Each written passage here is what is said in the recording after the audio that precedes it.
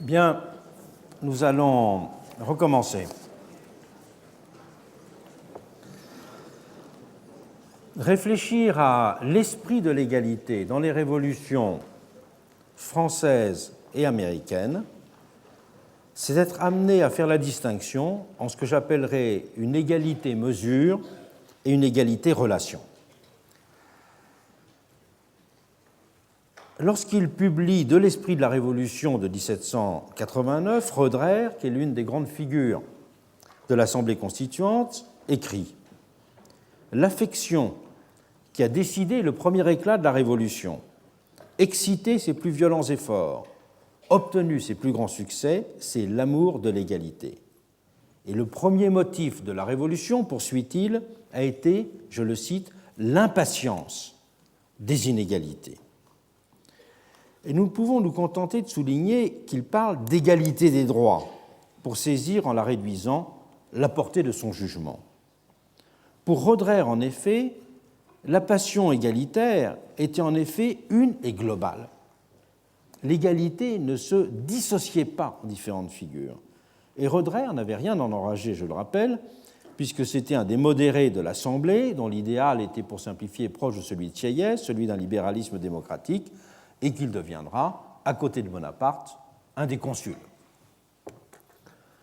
Et donc, nous ne devons pas projeter sur ces propos les restrictions et les bornes que nous utilisons aujourd'hui pour segmenter l'idée d'égalité en notions dont la radicalité et le champ iraient croissant, de la républicaine égalité des droits à la communiste communauté des biens.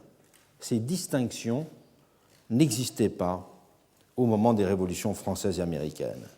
Et nous devons en outre rappeler que l'égalité et la liberté que nous présentons et qui ont été présentées à partir du XIXe siècle comme volontiers antinomiques ou constituant du moins des valeurs en tension, étaient comprises comme indissociables au moment de ces deux révolutions. L'égalité, dans le cas américain, autant, voire même plus que dans le cas français, étant considérée comme matricielle. Et nul ne doutait, dans ces deux révolutions américaines et françaises, que l'égalité ait été l'idée mère ou le mot de ralliement, je prends des expressions que l'on trouve dans les deux côtés de l'Atlantique, des deux processus en cours. Aux États-Unis, c'est quelque chose de frappant qui a été oublié, mais qui a été très bien illustré par la renaissance de l'historiographie de la Révolution américaine, notamment à travers les travaux de Gordon Wood et de Bernard Bailyn, qui ont insisté sur cette dimension égalitaire des processus américains. On sait qu'on distingue classiquement depuis Aristote deux types d'égalité. L'égalité distributive, qui a pour objet la répartition des ressources, et l'égalité commutative, appelée à régler les échanges. On pourrait parler, dans le premier cas, de ce que je vais appeler une égalité-mesure, une égalité dont le but est d'allouer à chacun des biens ou des droits, tandis qu'il s'agit, dans le second cas, d'une égalité-relation qui est fondée sur la détermination des équivalences qui organisent les interactions entre individus. Notre attention contemporaine s'est polarisée sur l'égalité-mesure, le sentiment qu'il fallait réduire les inégalités, conduisant par exemple à la fixation de normes redistributives en matière de richesse ou autre. Et le débat sur cette catégorie se noue logiquement autour de deux points.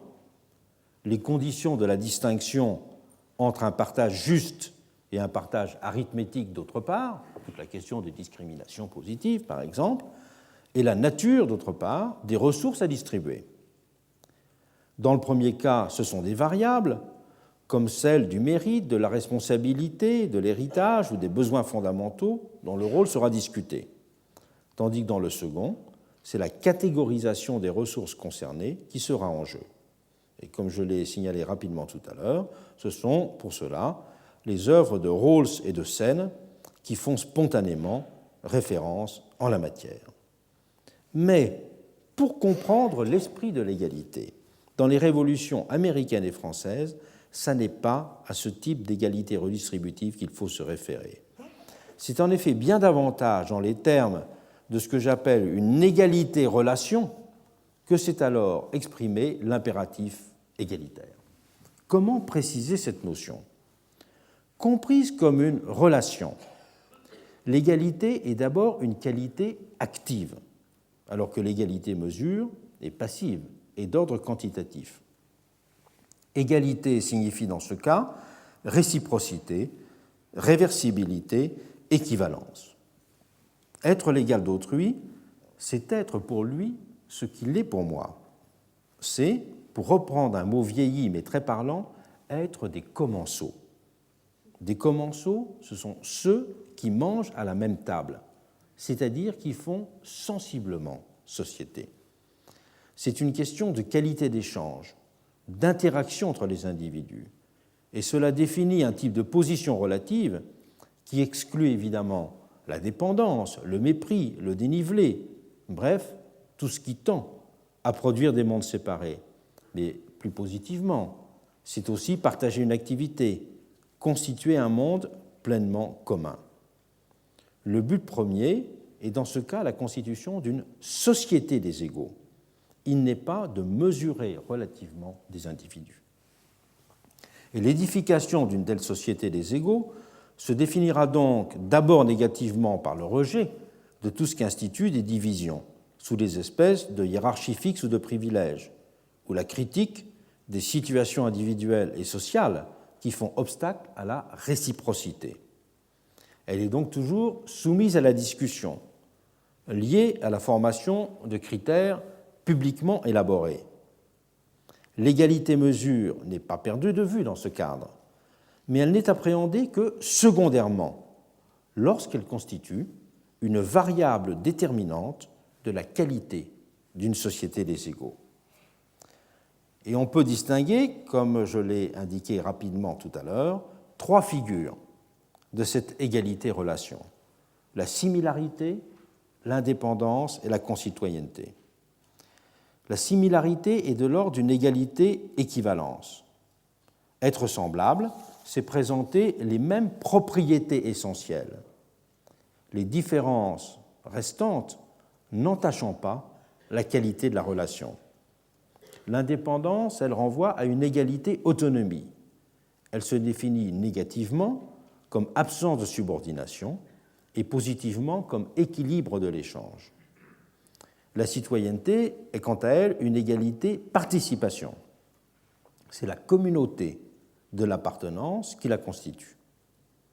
L'égalité-relation s'institue en conséquence sous les triples espèces d'un monde de semblables, je dis bien d'un monde, d'une société d'individus autonomes et d'une communauté des citoyens.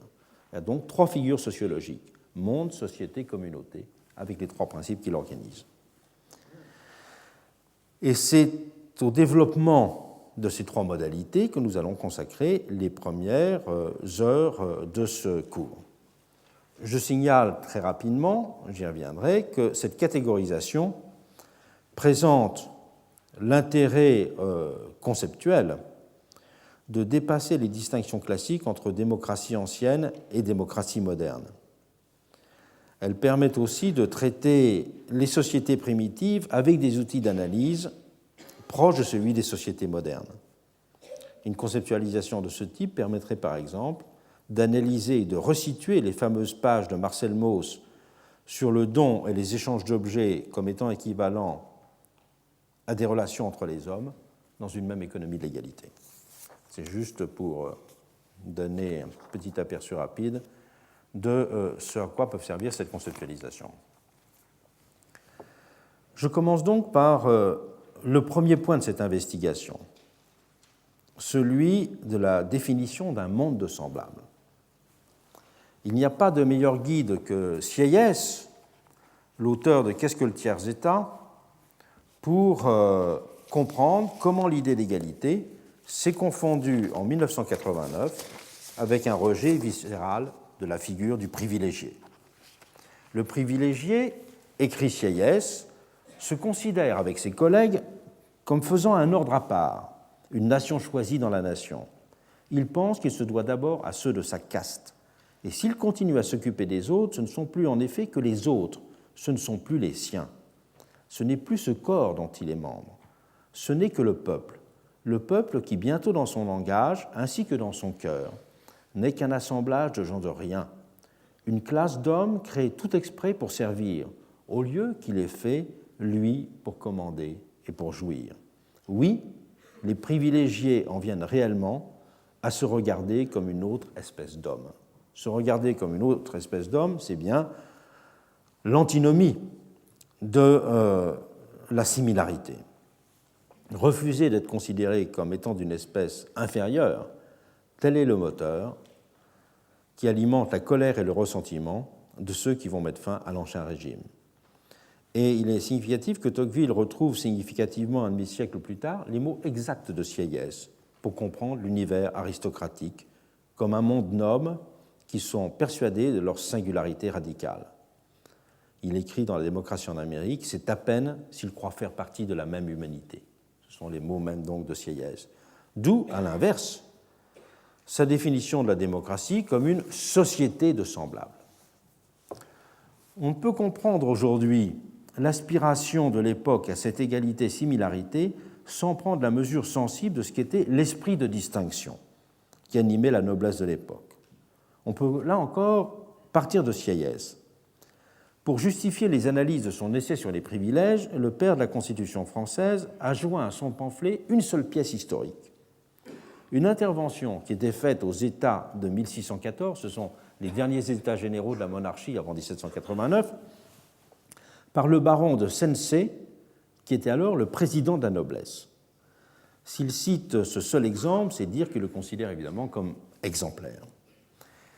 Cette pièce est composée par une adresse qui avait été faite au roi par Sensé, le président de la noblesse, adresse qui faisait suite à l'interpellation de députés du tiers-État qui demandaient à être considérés avec plus d'égards et qui avait noté « Traitez-nous comme vos frères cadets, et nous vous honorerons et nous vous aimerons », avait-il lancé aux représentants de la noblesse. Et le fait de demander à être traités comme des frères cadets avait été considéré comme une insulte insupportable. Et c'est la seule adresse que la noblesse a adressée au roi à cette époque. Voilà quels sont les termes de cette adresse. « J'ai honte, sire, dit Sensé, de vous dire les termes qui de nouveau nous ont offensés. Ils comparent votre État à une famille composée de 3 frères. Ils disent l'ordre ecclésiastique être l'aîné, le nôtre le puîné, et eux les cadets. En quelles misérables conditions sommes-nous tombés si cette parole est véritable ? En quoi tant de services rendus d'un temps immémorial, tant d'honneur et de dignité, transmis héréditairement à la noblesse et mérités par leur labeur et fidélité, l'aurait-il bien, au lieu de l'élever, tellement rabaissé qu'elle fût, avec le vulgaire, en la plus étroite sorte de société qui soit parmi les hommes, qui est la fraternité.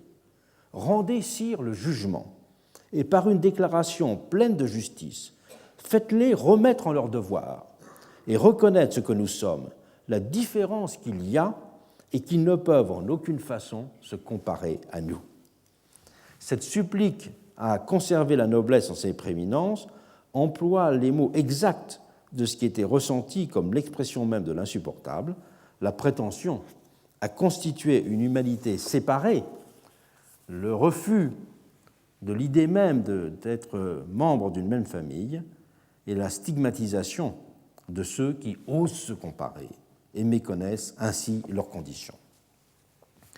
Depuis le XVIe siècle au moins, la noblesse se considérait en effet ouvertement comme constituant une race à part. Le terme était certes entendu dans un sens différent de celui que nous lui connaissons aujourd'hui. Race voulait alors dire lignée, extraction, et c'était typiquement d'ailleurs un mot de la langue aristocratique. Sans comporter de référence à des distinctions d'ordre physiologique ou ethnique, il renvoyait cependant bien à l'idée de qualité sociale qui se transmettait héréditairement par le sang. Je fais référence là aux travaux classiques d'Arlette Joanna sur l'idée de race en France au XVIe et au début du XVIIe, et au livre fameux de André de Viver sur le sang épuré, les préjugés de race chez les gentilshommes français. L'idée de race fondait une vision hiérarchique du monde dans laquelle les distinctions de conditions trouvaient leur origine dans des différences intrinsèques de qualité. Et elle s'imposera à ces hommes du XVIe siècle comme une sorte d'évidence issue d'un mode de perception spontané qui les amenait à lire dans la diversité apparemment contingente des groupes sociaux une hiérarchie préordonnée d'espèces socio-naturelles. Ils pensaient voir autant d'espèces d'hommes que de conditions sociales, tous participant certes d'une même nature, mais héréditairement différenciés par leur comportement et leurs valeurs humaines inégales. Et la nouvelle vision des liens entre la nature et les hommes véhiculée par la Renaissance conduira ainsi à reformuler complètement la vision précédente de la hiérarchie sociale. La vision pré-Renaissance de la hiérarchie sociale est celle d'une tripartition fonctionnelle, la fameuse distinction entre ceux qui prient, ceux qui combattent et ceux qui travaillent. Alors que le nouveau rapport à la nature de la Renaissance naturalisera les différences qui étaient fonctionnalisées dans le monde féodal. Et des historiens du XVIIIe siècle se chargeront ensuite de justifier d'une autre manière ce racisme nobiliaire en assurant que les nobles, c'est la thèse, on le sait, de Boulainvilliers, étaient les descendants directs des Francs qui avaient asservi les Gallo-Romains. Et donc, puisque le sang germain, celui des vainqueurs, coulait dans leurs veines, leur supériorité et leurs droits étaient ainsi structurellement, si je puis dire, établis. Et si cette thèse était contestée, elle était suffisamment vivante avant même, quelques années avant la Révolution, pour qu'un Mably leur consacre une longue réfutation dans ses observations sur l'histoire de France. Et en 1790 même, alors qu'il vient à l'Assemblée pour apporter son soutien en réforme Boncourt et dire se féliciter de la suppression des différences d'ordre et d'État, Louis XVI a eu les mots suivants. Il a dit « Je tiens à souligner l'ancienneté et la continuité des services d'une race honorée ». C'est-à-dire qu'en 1790, un an après le début de la Révolution, Louis XVI pouvait employer ces mots « race honorée » pour parler des nobles devant l'Assemblée constituante, pourtant. Et bien sûr, l'Assemblée constituante s'est attelée dès ses premières heures à clouer au pilori ses représentations et à en détruire les traditions concrètes en termes de privilèges fiscaux, de droits exclusifs ou de barrières professionnelles. Et même s'il n'en constitue qu'un volet, le décret pris dans la nuit du 4 août symbolisera cette entreprise en opérant, selon les mots de Grégoire, ce grand abatis nécessaire dans l'immense forêt des abus. Mais on ne peut cependant rester là pour caractériser l'esprit d'égalité qui marque la période. L'aspiration à constituer une société de semblables est en effet loin de se limiter à la dénonciation des manifestations les plus outrées de l'ordre aristocratique. Quand il dénonce l'univers des privilèges, un Sieyès n'instruit pas seulement le procès des exemptions légales, des fantasmagories de race et des élucubrations historiques. Il se livre à une critique plus globale des prétentions sociales à la supériorité et à la distinction. Et le terme de privilégié s'étend en fait pour lui à tous ceux qui estiment, je le cite, qu'ils ne sont point faits pour être confondus, qu'ils ne sont point faits pour être côte à côte et pour se trouver ensemble. Et c'est une propension multiforme à l'isolement, au séparatisme qu'il visait. L'invention du terme aristocrate date d'ailleurs de cette période, et elle a lié à partir de ce moment, de façon aussi commode que vague, les multiples façons qu'avait le peuple d'éprouver des situations de distance sociale, de mépris, d'exclusion, de confrontation à des barrières infranchissables. Chose significative, le terme d'aristocrate aura plus de succès encore aux États-Unis qu'en France. C'est dans un pays où il n'y avait pas eu de noblesse que le qualificatif d'aristocrate a été le plus employé dans la langue populaire pour dénoncer les formes de supériorité. Et dans l'Amérique de 1830, le mot aristocrate a une importance beaucoup plus grande qu'il a dans la France de la même époque. C'est pour cela d'ailleurs que cette stigmatisation de l'aristocratie, elle a pu être aussi structurante en Amérique qu'en France. C'est en effet le monde hiérarchique de la vieille société coloniale qui était rejeté au moment de la Révolution américaine, et non pas simplement celui des privilèges légaux qui, bien sûr, n'existaient pas.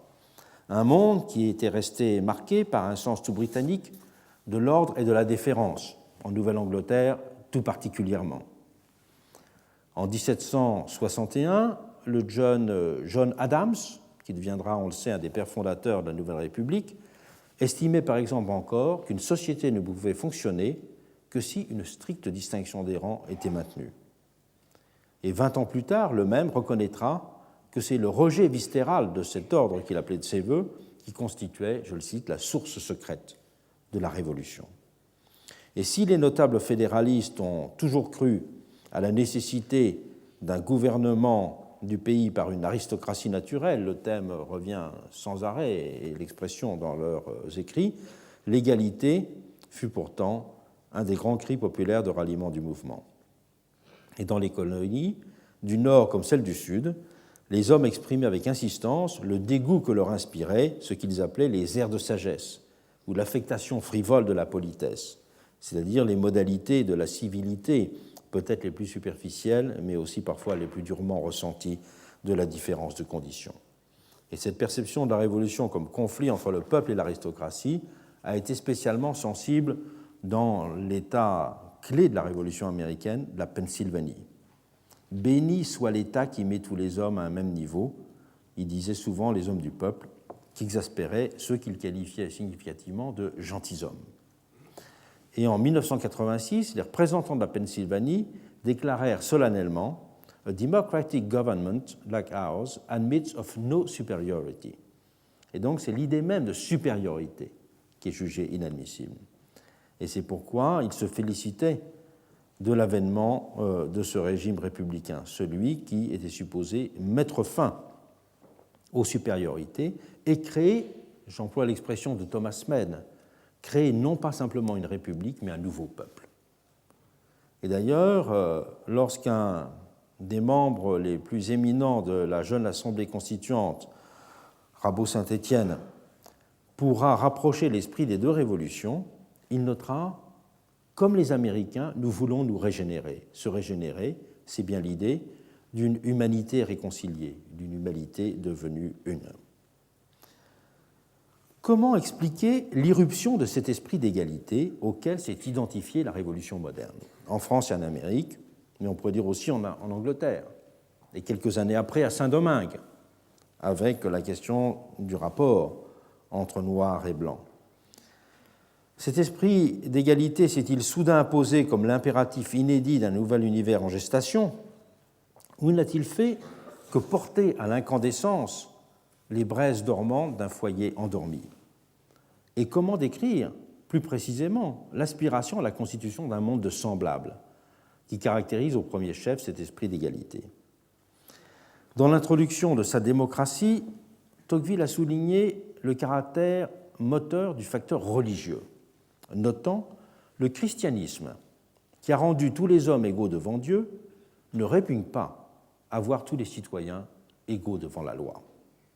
L'égalité démocratique n'aurait ainsi fait qu'accomplir une promesse depuis longtemps ouverte. Et la Révolution moderne ne serait que l'héritière de la Révolution chrétienne. Je cite toujours Tocqueville, « Les génies les plus profonds et les plus vastes de Rome et de la Grèce, dit-il, n'ont jamais pu arriver à cette idée si générale, mais en même temps si simple, de la similitude des hommes. Il fallut que Jésus-Christ vînt sur terre pour faire comprendre que tous les membres de l'espèce humaine étaient naturellement semblables et égaux. » Il y a effectivement bien des textes de la Bible qui peuvent être mobilisés pour plaider la corrélation.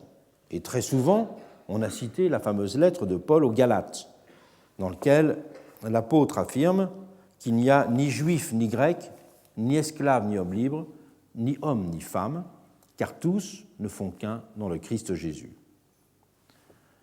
Pour conforter cette interprétation, on peut aussi souligner la centralité des arguments théologiques au XVIIe siècle.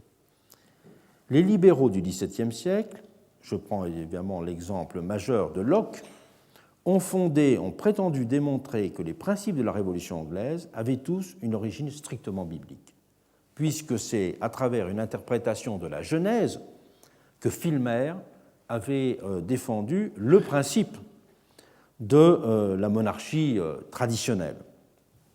Et c'est en bataillant contre Filmer que dans de longs chapitres des traités de gouvernement, en particulier du premier, Locke a défendu son égalitarisme radical en se fondant uniquement sur la catégorie des espèces qui était mentionnée dans la Genèse.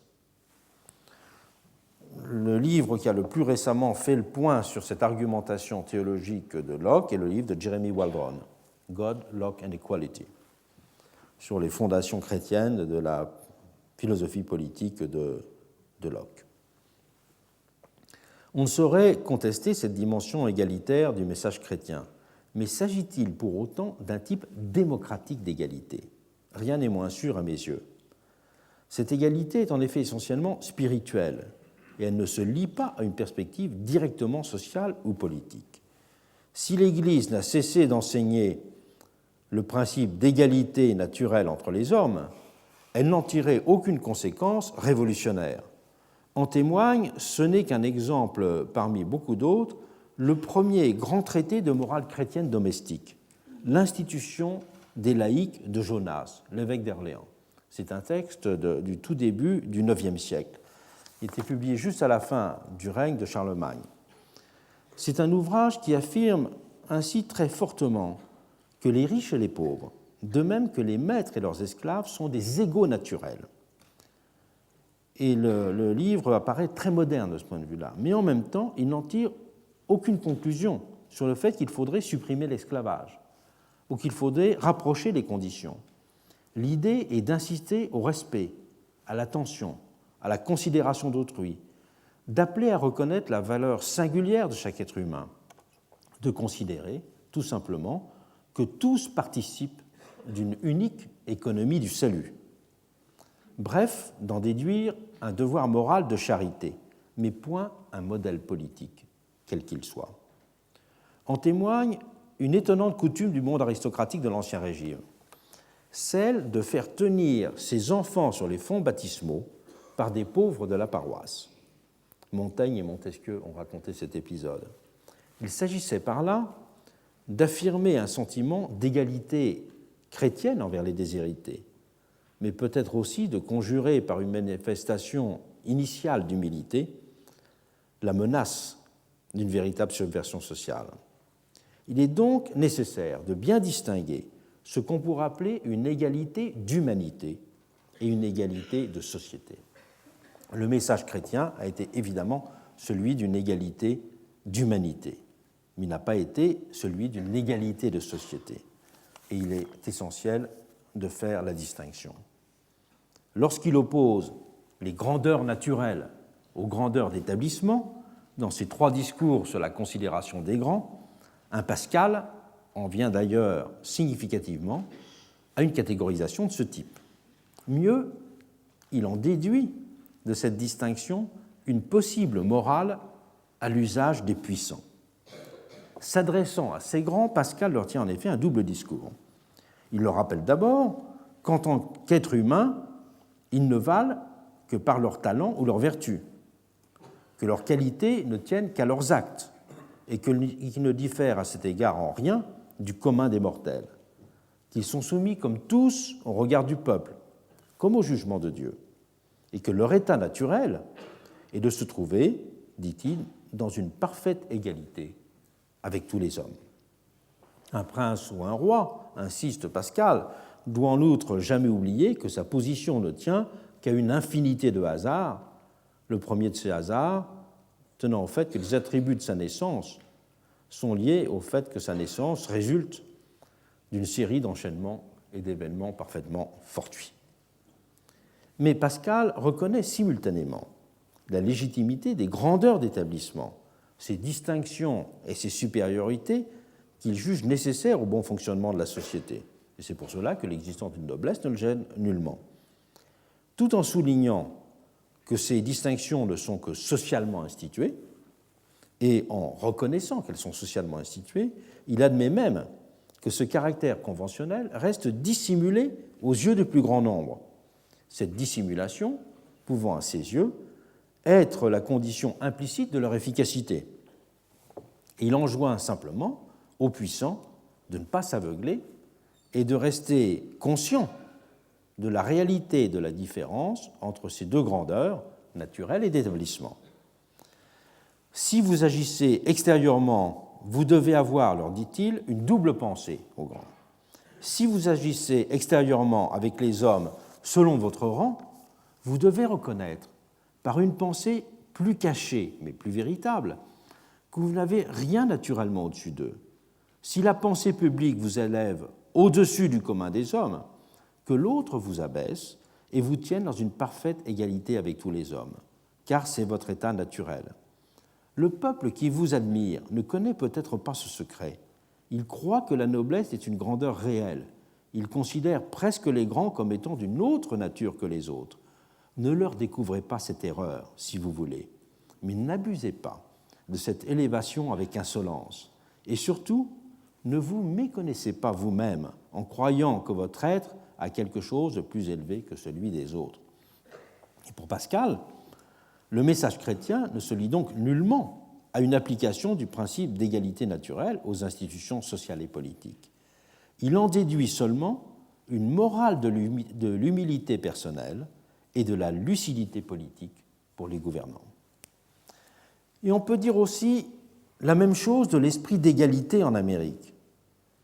Alors que les références religieuses y ont été particulièrement explicites pendant la période révolutionnaire, comme en témoigne avec éclat le fait que la première des vérités, qualifiée d'évidence que l'on trouve dans la Déclaration d'indépendance du 4 juillet 1776, est, je cite, que tous les hommes ont été créés égaux.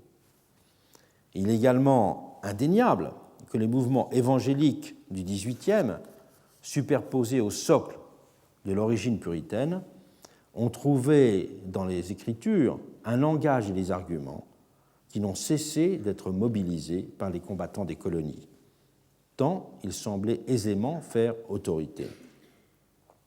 Mais ce sont cependant des conséquences inédites, beaucoup plus radicales que ces mêmes Américains ont tirées du message biblique. Il s'est opéré, dans leur cas, une sorte de subversion insensible de ce message. Subversion insensible, tant les mots ont semblé marquer une continuité, là où s'opérait de fait une profonde rupture. Comprendre cette rupture, c'est souligner les équivoques de l'idée d'égalité naturelle. Au-delà même de la vision chrétienne de l'égalité, ce sont en effet les théories juridiques et philosophiques de l'égalité naturelle qui restent foncièrement équivoques, même si elles ont été le formidable vecteur que l'on sait de rupture avec l'ancien ordre. Témoigne de cette ambiguïté, de façon exemplaire, l'article que leur consacre Jaucourt dans l'Encyclopédie.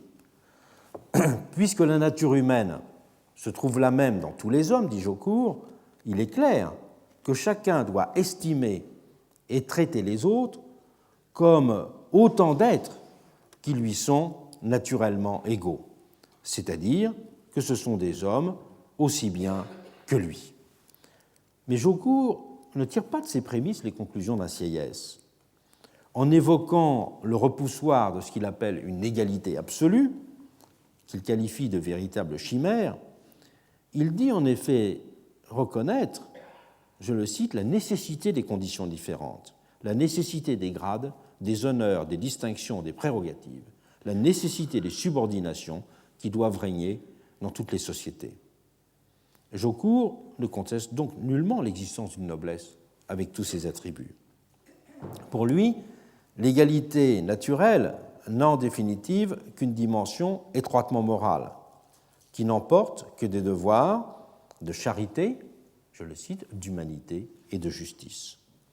Et on est bien loin dans ce cas de la sourde puissance que recèle en 1789 l'idée d'une égalité des semblables, avec la perspective d'une subversion illimitée des différences qui la constituent. Avec Jaucourt, peut-on dire, le point de départ est aussi un point d'arrêt, alors que c'est tout contraire, parce qu'elle recèle d'indéterminé et d'ouverture au possible que l'égalité démocratique se caractérise. L'égalité démocratique ne peut en effet être circonscrite et enfermée dans une définition qui mettrait fin aux interrogations, aux controverses et aux revendications qu'elle peut susciter. C'est d'ailleurs un des traits constants de la pensée conservatrice que d'avoir, à l'inverse, prétendu fixer l'égalité dans des catégories. Et rien ne témoigne mieux de cet état d'esprit que les réflexions philosophiques sur l'égalité de Necker, réflexions qui sont publiées en 1793 en annexe ça forme le 4e volume de l'ouvrage de la Révolution française, qui est en quelque sorte le testament philosophique de Necker, et qui ont donné à la littérature conservatrice du XIXe siècle son ton et ses arguments. Necker admet sans réserve l'idée d'égalité naturelle, aussi bien que l'égalité des droits, mais il condamne ce qu'il décrit comme la dérive révolutionnaire de ces principes, qui conduit au fait, je le cite, que toutes les séparations tendent à être détruites, toutes les bornes de l'imagination ont été reculées, toutes les prétentions ont été mises en mouvement.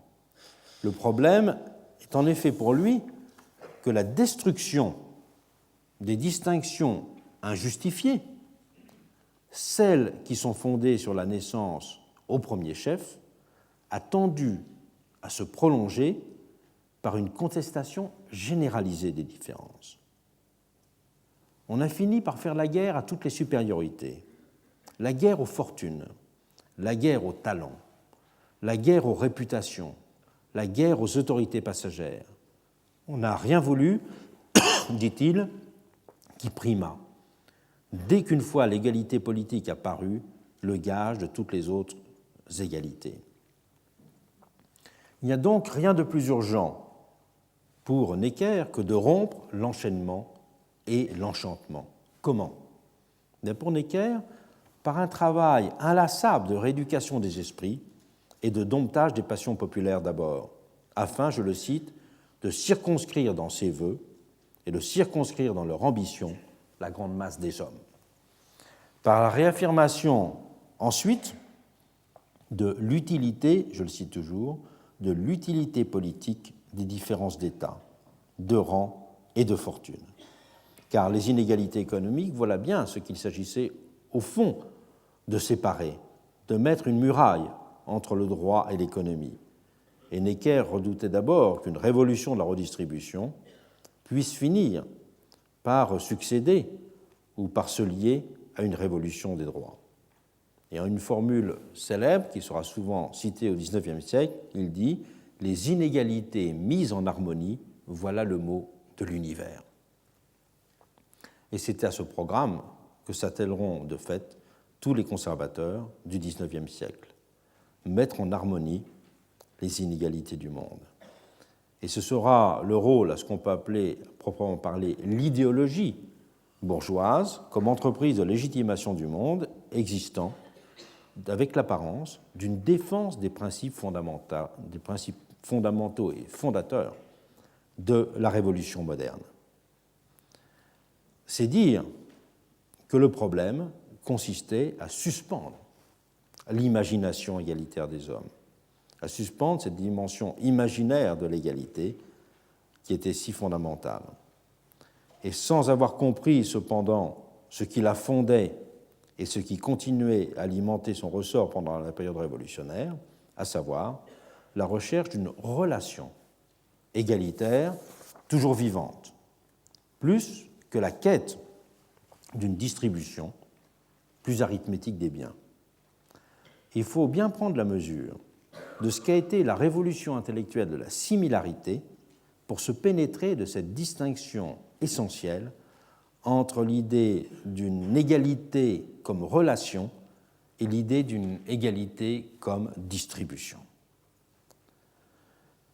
Comprendre cela, c'est comprendre ce qu'a été la révolution intellectuelle et sociale de la similarité. Au-delà de l'héritage chrétien et des théories du droit naturel, deux facteurs ont contribué au XVIIIe siècle à bouleverser les représentations antérieures du lien social et à rendre possible la révolution de la similarité. Le premier facteur est d'ordre anthropologique et biologique. Il dérive de la nouvelle appréhension de la notion d'espèce, qu'a traduite l'œuvre de Buffon. Et le second facteur est plus sociologique et il est lié aux transformations de la catégorie d'individus.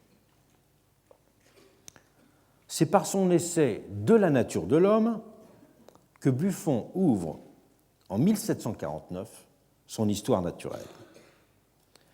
Dans cet ouvrage monumental, admiré par tout le siècle et qui fera référence dans tout le monde occidental, Buffon décrit l'homme comme un tout, un être unique et supérieur par essence, un être fondamentalement distinct de toutes les espèces animales par la nature de son entendement, la durée de son accroissement et de sa vie, l'existence de ce qu'il appelle un principe supérieur qui lui permet de multiplier à l'infini les opérations de son esprit et d'accroître la distance qui le sépare de la bête par une plasticité qui le fait se répandre, subsister et croître sous les climats, par sa complexité aussi, et du même coup, par la diversité des sociétés qu'il forme avec ses semblables.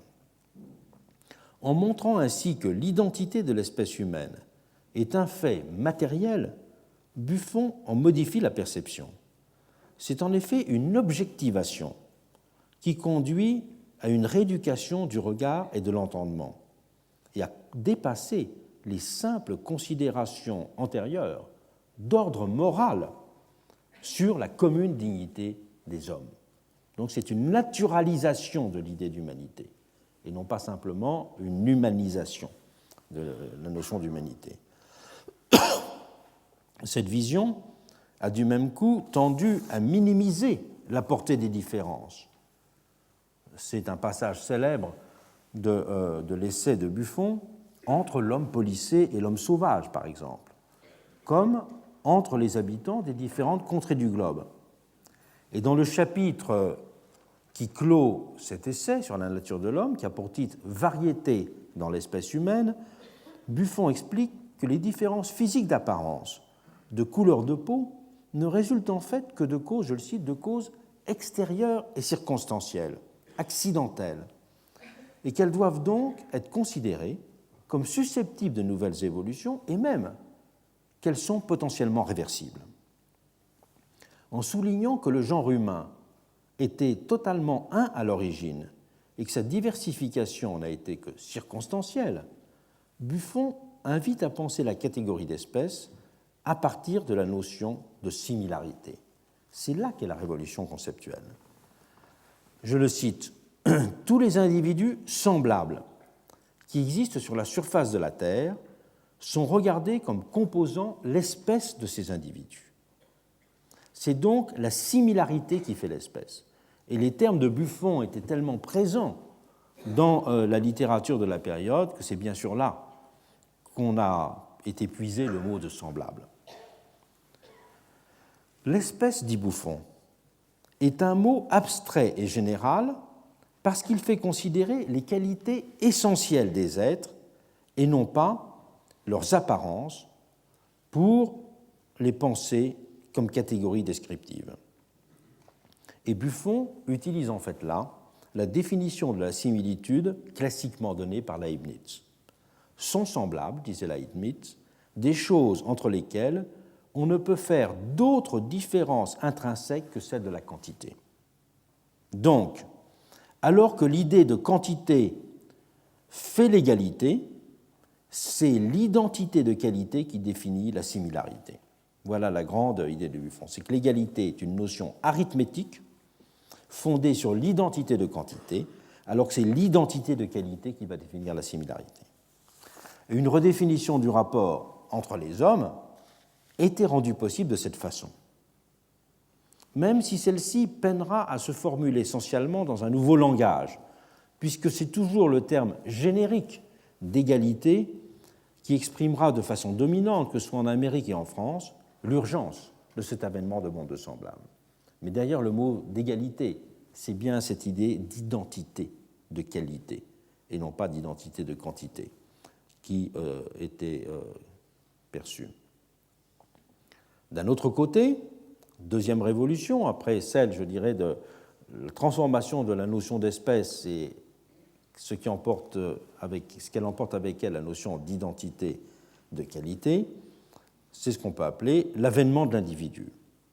Le passage de l'homo hierarchicus à l'homo equalis, pour employer les formulations classiques de Louis Dumont.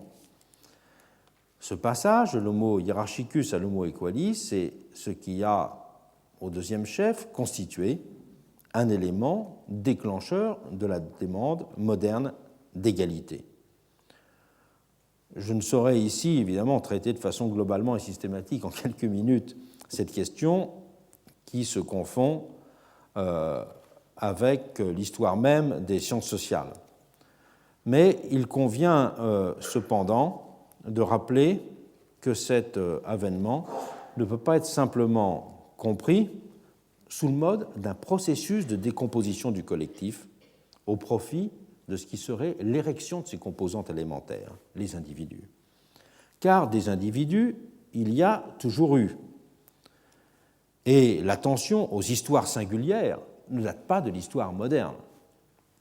Et c'est bien davantage, donc, en termes de modalités de construction du lien social qu'il faut penser les choses.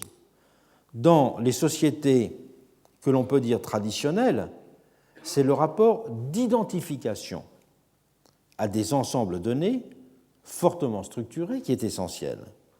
Ces sociétés sont segmentées très fortement, qu'il s'agisse de castes, d'ordres, d'États, de corporations, peu importe, mais les différents sous-ensembles qui les constituent présentent, eux, des caractères homogènes.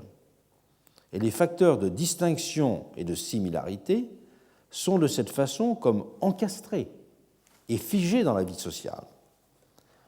La rupture décisive que va introduire la modernité dans cet état de choses est celle de la complexification et de la diversification. Sous un ensemble complexe d'influences, le développement des échanges, de la circulation des personnes, autant que du progrès des connaissances, les sociétés vont tendre à devenir plus hétérogènes. Et du même coup, les variations individuelles, pour reprendre le langage du naturaliste, y apparaissent plus marquées et plus sensibles. En conséquence, les modalités de constitution des identités individuelles et des appartenances sociales s'en trouveront profondément modifiées. C'est ce sur quoi les auteurs que j'ai rapidement mentionnés tout à l'heure, Tarde ou Simmel, mettront l'accent au tournant du XIXe siècle. L'apport majeur de Tarde dans ses lois de l'imitation, ouvrage de 1890, Tarde est un auteur qui mérite aujourd'hui non pas simplement d'être relu pour sa sociologie élémentaire, mais je souligne ce point parce que c'était le vrai fondateur de la psychologie économique. Et ces 2 volumes de psychologie économique tendent aujourd'hui à être très relus, à la fois par les psychologues et par les économistes, tant ils ont, pourrait-on dire, vraiment déjà indiqué ce que serait la science économique moderne d'un certain point de vue. Et dans ces lois de l'imitation, Tarde a étudié le processus moderne de singularisation des individus et les conditions nouvelles dans lesquelles ils tendaient à se mesurer les uns et les autres. Et c'est là qu'il utilisait la notion que j'ai mentionnée de règne de la mode par rapport à un ancien règne de la coutume. En effet, ce n'est plus l'insertion dans un ordre extérieur ou l'identification à des principes hérités, la coutume, la religion, mais c'est le positionnement direct vis-à-vis d'autrui qui constitue le ciment de la société. Dans ce qui constitue le ciment de la société, ce n'est pas une identification à un ensemble, c'est un positionnement vis-à-vis d'autrui. Et dans cette perspective que l'on pourrait dire interactive, du lien social, individualisation et aspiration à un rapprochement de type inédit entre les hommes, celui de la similarité, vont de pair. La similarité est fille de l'individualisme.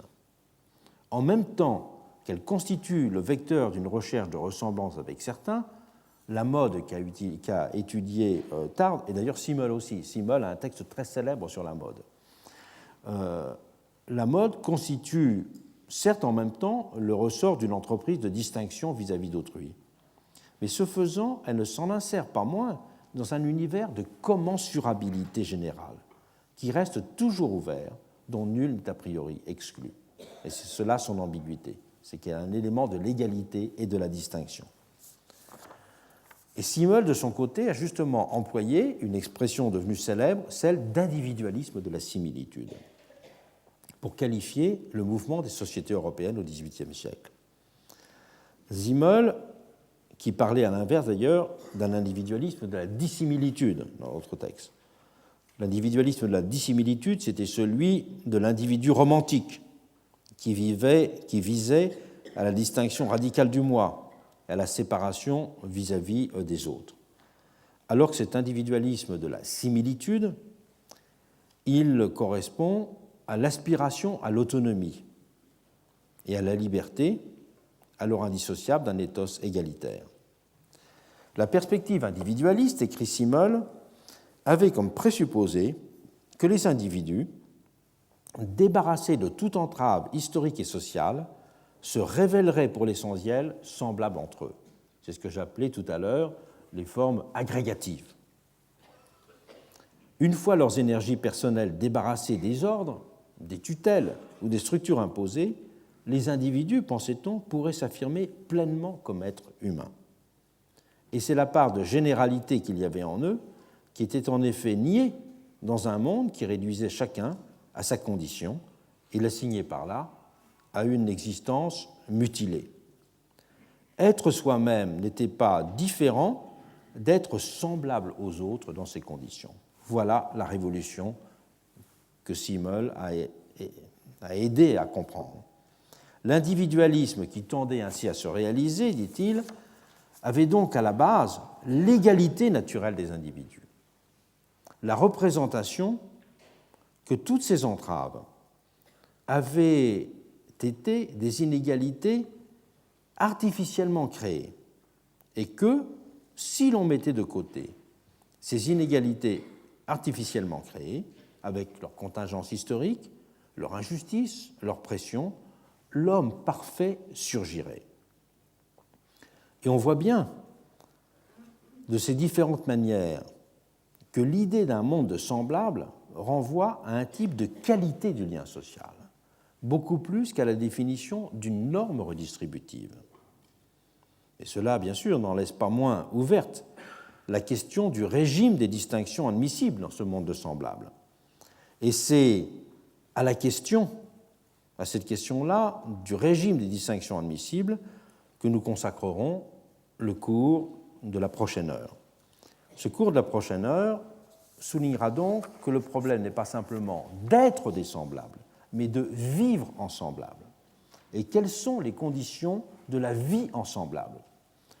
On voit, pendant les révolutions américaines et les révolutions françaises, que sont développées tout un ensemble de réactions qui, une fois qu'on les reprend avec le regard de la théorie sociale, peuvent apparaître comme dessinant une économie générale de la similarité.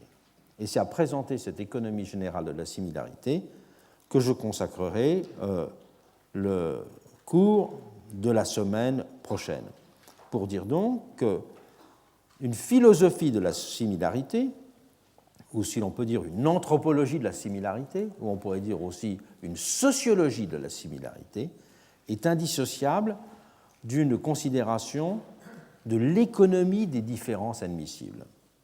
Quelle est cette économie des différences admissibles dans une vie de semblable? Eh bien, les révolutions américaines et françaises ont apporté tout un ensemble de considérations et de réponses qui théorisaient forment un système économique dont je vous présenterai les ressorts la semaine prochaine. Voilà, la semaine prochaine.